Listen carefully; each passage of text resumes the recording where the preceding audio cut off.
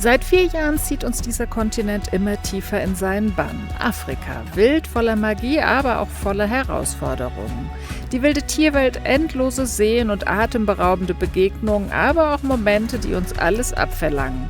Hallo und herzlich willkommen zu einer neuen Woche mit uns. Wir sind Yvonne und René und diese Woche entführen wir euch wieder an den Malawisee. Viel Spaß dabei! Wir haben vorhin ganz vergessen, euch mitzunehmen, was wir jetzt überhaupt machen.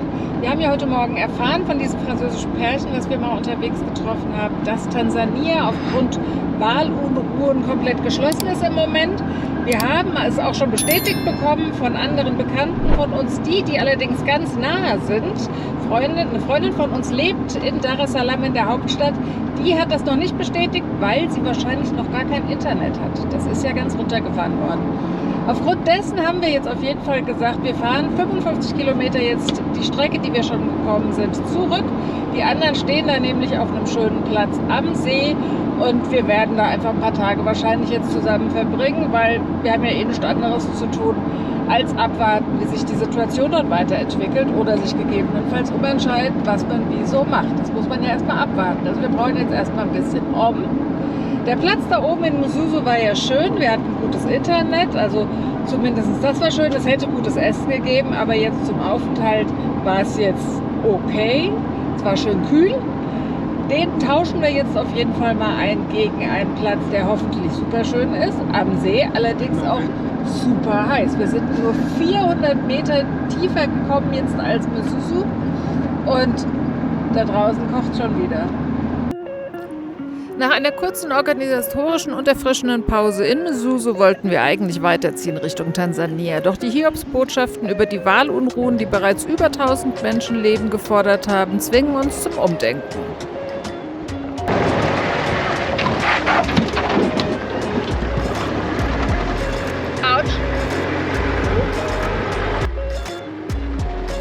Unser Weg führt uns also zurück an den See, runter in die Hitze und Luftfeuchtigkeit. Aber bei allem Schweren sind wir dankbar, endlich wieder andere Reisende zu treffen. Geschichten teilen, Erfahrungen austauschen, das ist eine nie zu unterschätzende Energiequelle.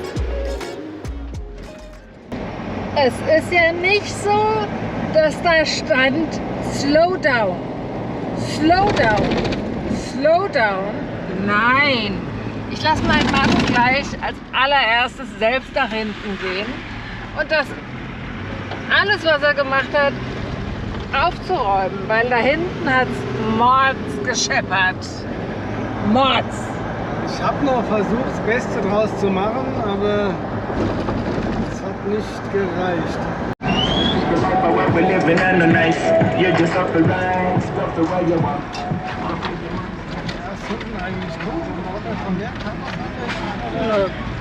Retreat to Paradise stand da eben. Das ist ja vielversprechend. Wir werden sehen. Das Paradies! Ziel erreicht, aber nicht nach 55 Kilometern wie angekündigt, sondern knapp 100 Kilometer. Aber jetzt haben wir es endlich geschafft. Da beeilt sich der Mann gerade mal was wegzumachen. Nichts passiert. Oh, mein Kontakt. Oh. Ja, komm. Letztes Mal ist das Klo aufgegangen und wir hatten die ganzen Sachen im Klo. So, jetzt sind wir ganz verrückt. Jetzt gehen wir in den See. Oh je. Da ist schon ein verrottetes Krokodil. Mal gucken.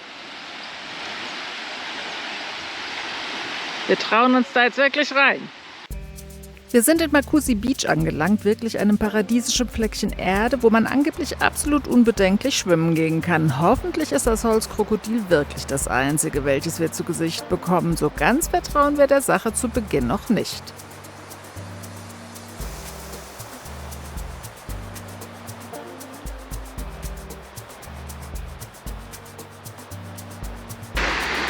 Und wie war dein Bad im Lake Malawi? Tipptopp, es war sogar fast ein bisschen kühl. Ich schätze mal, es hat nur 26 Grad oder 27. Nee, es war einwandfrei. Sehr schön, also, tatsächlich, also dieser Sand, das ist ja hier wie Karibik. Feinster Sandstrand. Ja, Wasser ist echt schön. Ich gehe davon aus, dass hier auch keine Bilharziose ist. Hier sind die Schnecken nicht. Ja, wir kennen uns aus. Hier sind noch nicht so viele Locals im Wasser, die alles hinterlassen. Und ja, Krokodile habe ich im Wasser auch keine gesehen. Aber die machen mir schon ein bisschen Sorgen. Da bin ich dann gar nicht so richtig cool. So, here are all my running friends. Yeah, so. What's up? I'm still running? Okay. So, let's go all together.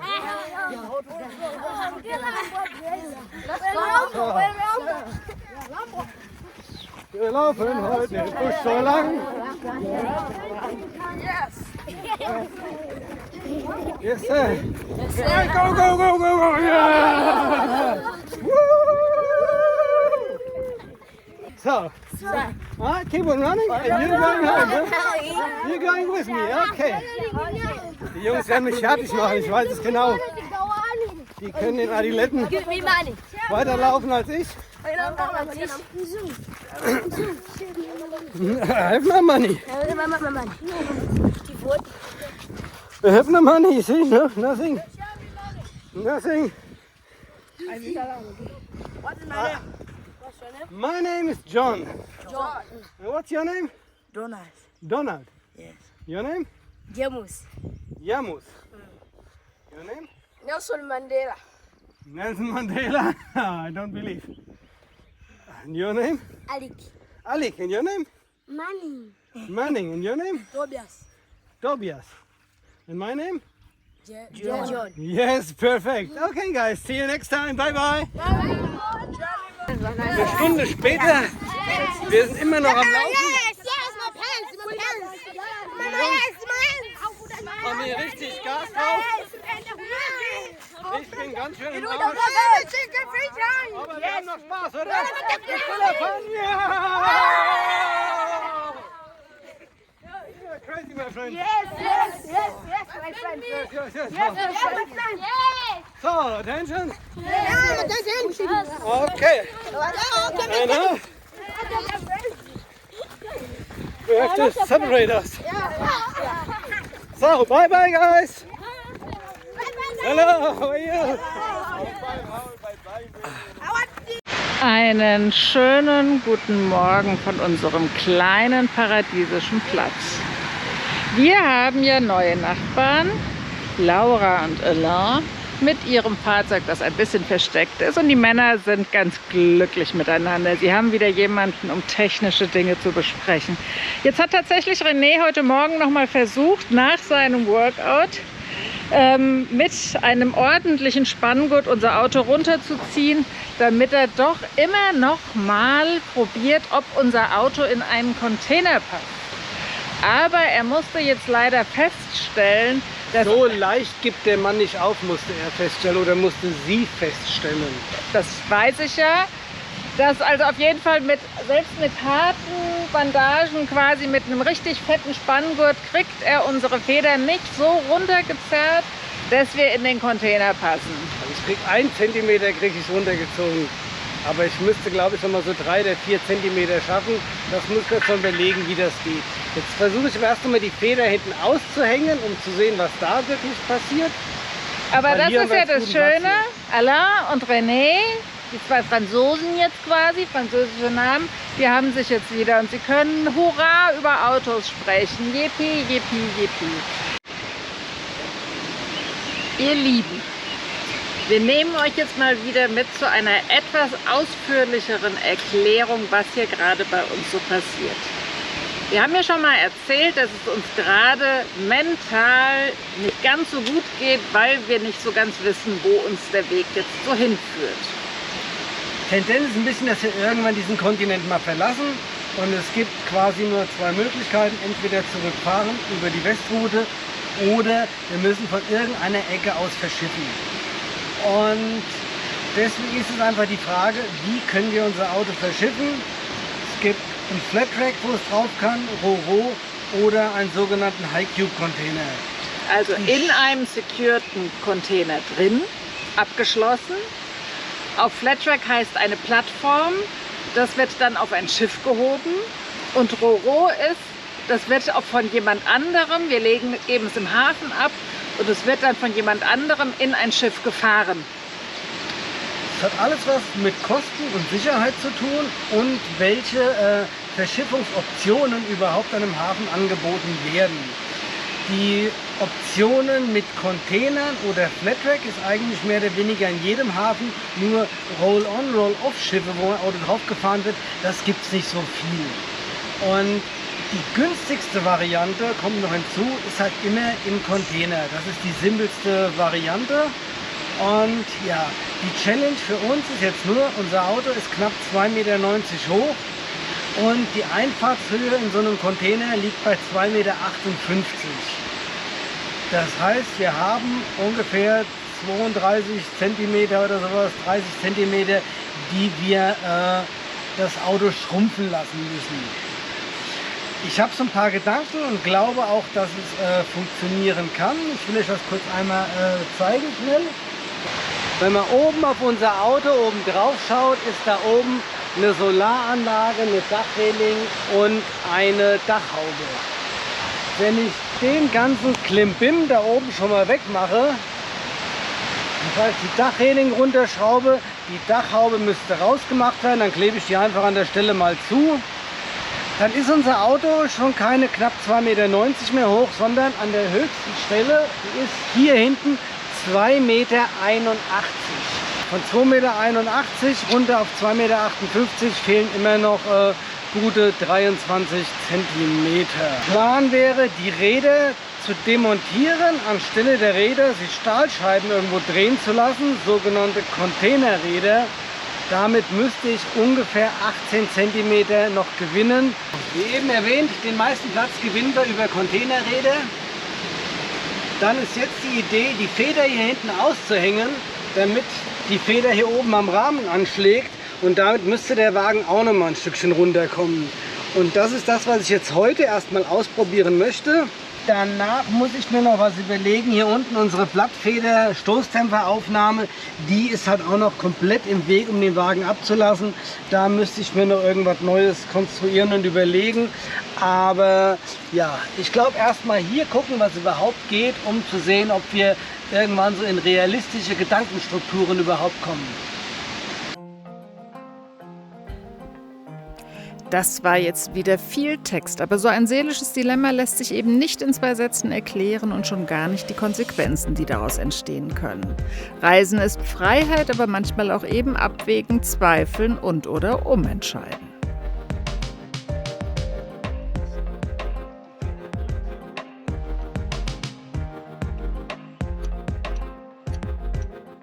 So, habe den Kollegen jetzt schon mal rausgeprügelt, den Bolzen.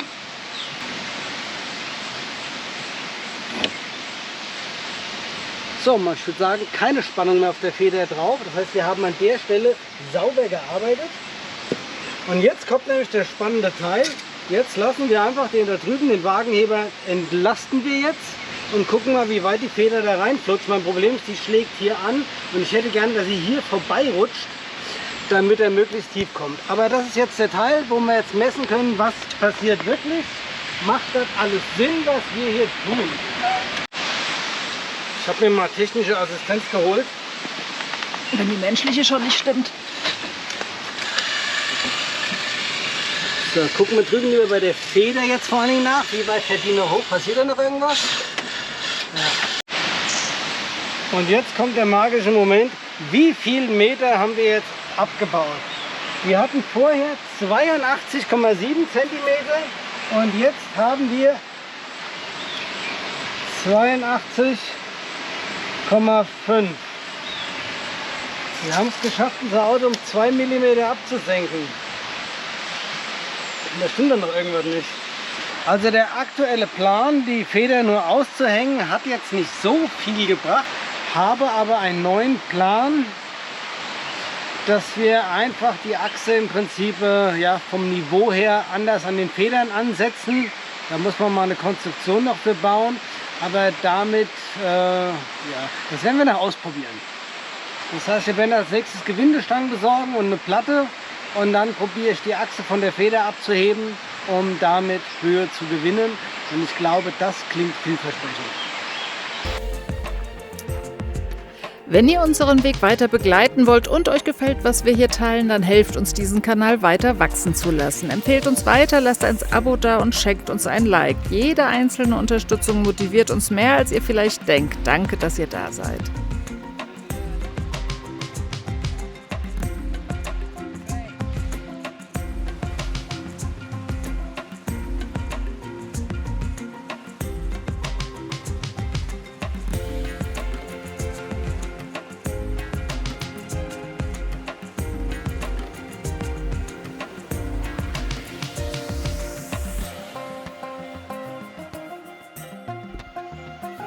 Die Tage vergehen, wir genießen die Zeit, doch die Gedanken kreisen ununterbrochen darum, wie es weitergehen könnte. Auch Laura und Alain wollten nach Norden, Tansania, Kenia und vielleicht von Mombasa aus weiter Richtung Saudi.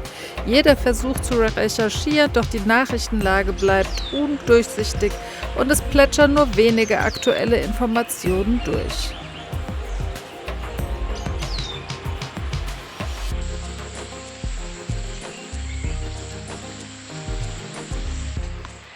Wir sind heute bei unseren Nachbarn zum Abendessen eingeladen. Da müssen wir uns jetzt mal ein bisschen schick machen und Teller und Servietten mitnehmen. Und dann gehen wir mal schön zum Sundowner gleich darüber. Aber ich muss mich auch einschmieren, weil es waren nämlich schon ganz viele von so kleinen, gemeinen Krippelmücken, die irgendwie gebissen haben unterwegs, obwohl ich schon eingesprüht war.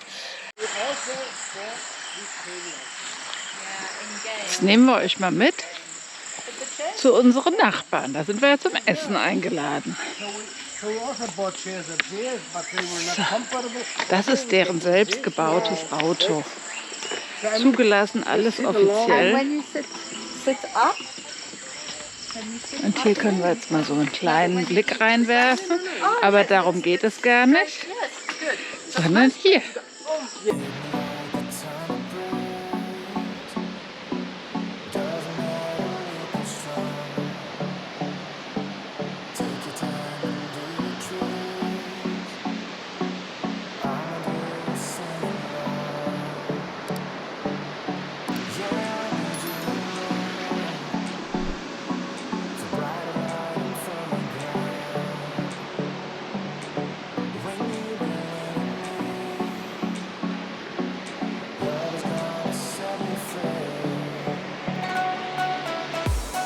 Der Malawisee ist der neuntgrößte See der Erde und allein 580 Kilometer lang von Nord nach Süd, aber eben nur 75 breit an der breitesten Stelle. Trotzdem kann man das gegenüberliegende Ufer nicht sehen. Hier an dieser Stelle hat der Besitzer der Lodge sich vor über 30 Jahren mit seiner Familie ein kleines Paradies geschaffen, das Reisende mit oder ohne Camper herzlich willkommen heißt.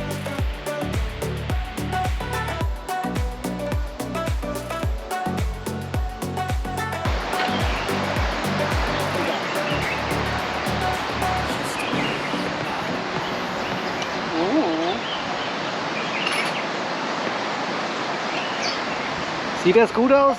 Sieht gut aus. Gut, aber der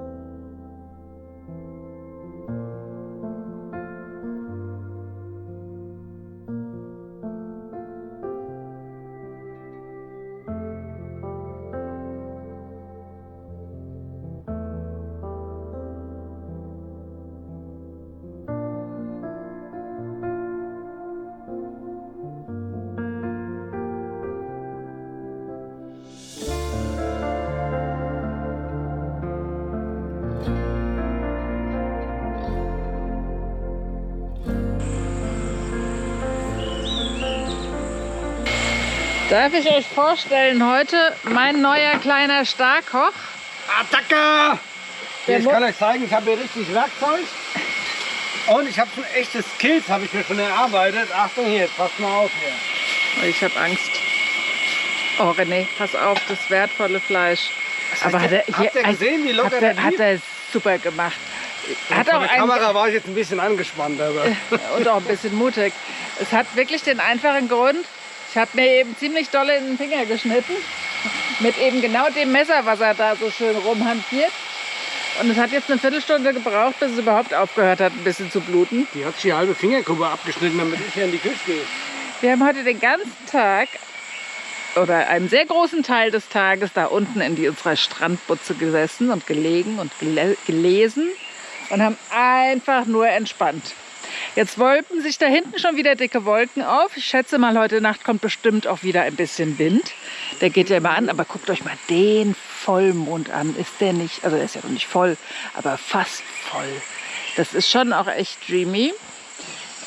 Jetzt ist es nicht nur ein hervorragender Koch bestimmt, sondern er macht auch noch romantische Stimmung hier heute Abend. Was ist denn los mit dem Kerl? Kein Jahrestag. Alles nur wegen sowas? Und was soll ich euch sagen? Der Mann kann kochen. Vor euch sitzt der neue Starkoch. Lecker.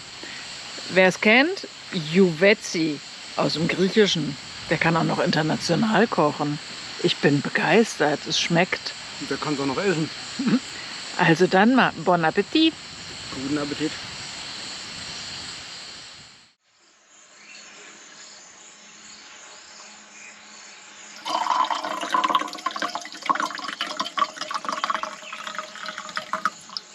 Einen wunderschönen guten Morgen. Es ist 6 Uhr, die Sonne ist schon relativ weit oben sogar. Die Dame liegt noch gemütlich im Bett und ich gehe jetzt mal raus und werde da unten auf meine Couchanlage gehen, um dort meinen Kaffee zu trinken.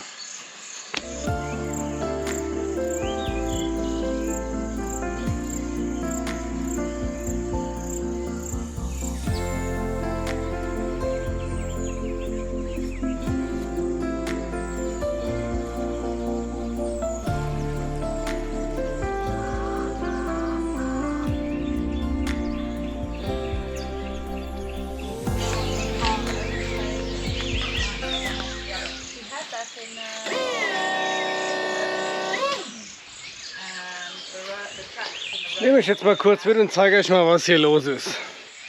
Das ist Alain, der ist ein bisschen verrückt, he's crazy. Und ja, er hatte das Problem, die haben einen kleinen Unfall mal gehabt zwischendrin auf der Reise. Und wie man hier sehen kann, fährt sich der eine Reifen auf der Innenseite komplett ab. Hier ist der Sturz nicht mehr richtig. Der Reifen ist normalerweise hier drüben auf der Seite. Und er will jetzt versuchen, den Sturz zu korrigieren, indem er hier das Gelenk ausbaut, das Gelenk einmal durchschneidet und danach wieder mit so 4 mm Abstand versucht zusammenzuschweißen. Ja, dazu muss man schon ganz schön einen an der Waffel haben, um das hier unterwegs zu machen. Aber das hat er. Also jetzt wird hier erstmal das hier alles hier abgebaut, ausgebaut, professionell gesichert natürlich. Hier, guckt euch das an, wir machen das ordentlich. Alain hat auch eine richtige Arbeitshose an, Working Pant. Und ja, jetzt muss hier erstmal die Feder rausgemacht werden. Ja, das gucken wir uns jetzt mal an, wie Alain das hier macht.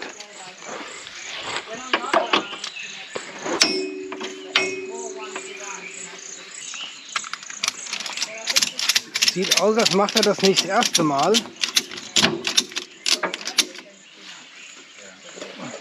Aha.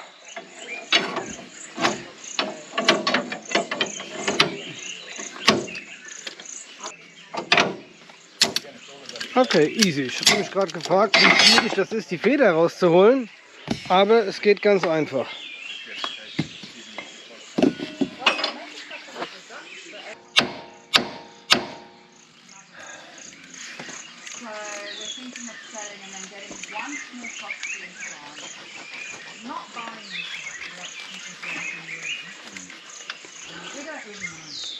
Das ist viel besser, andere beim Schrauben zu filmen, als ich selber. Das ist viel einfacher. Da kann man sich mal richtig drauf konzentrieren.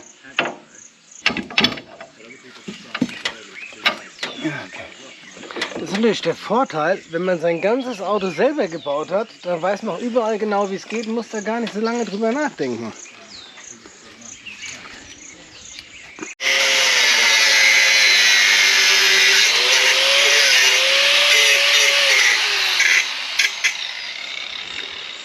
Was ich auch gut finde, hier wird doch nicht lang gefackelt, hier wird einfach gemacht.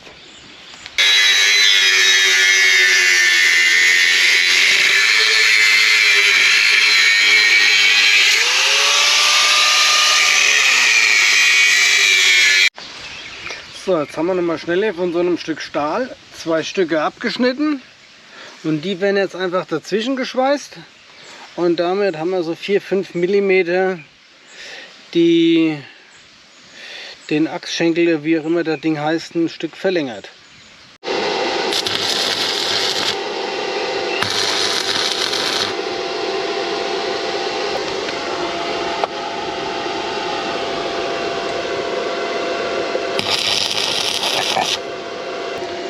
Jetzt wird das gerade noch mal exakt vermessen mit Augenmaß, damit das nachher auch stimmt. Und so ungefähr sind wir aber gerade noch nicht zufrieden. So, jetzt noch mal schnell ein bisschen was weggeschliffen, was drauf gehämmert und schon ist es exakt passend gemacht.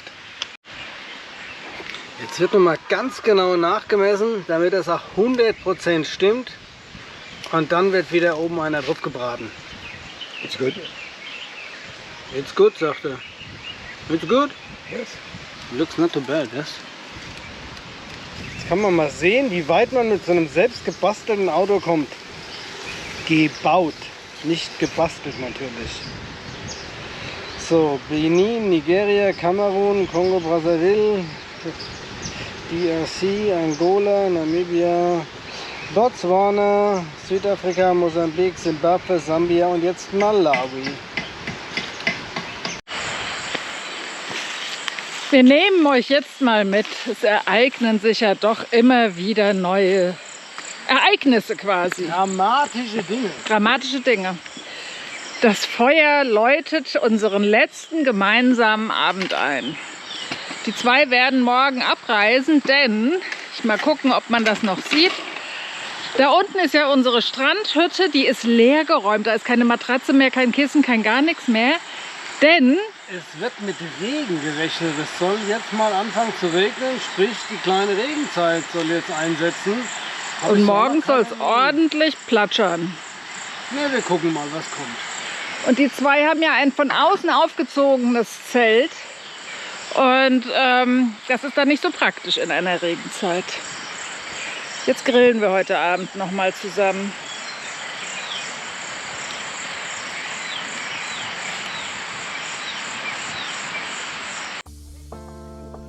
Und damit verabschieden wir uns auch für diese Woche von euch. Danke für eure Aufmerksamkeit, euer Interesse und dass ihr uns auf diesem Weg begleitet. Wenn ihr unsere Reise oder die Filme unterstützen möchtet, findet ihr den entsprechenden Link zu PayPal unter der Videobeschreibung. Danke von Herzen für jeden Support. Wir wünschen euch eine gute Woche, passt auf euch auf und bleibt gesund. Tschüss und bye bye, bis nächsten Sonntag.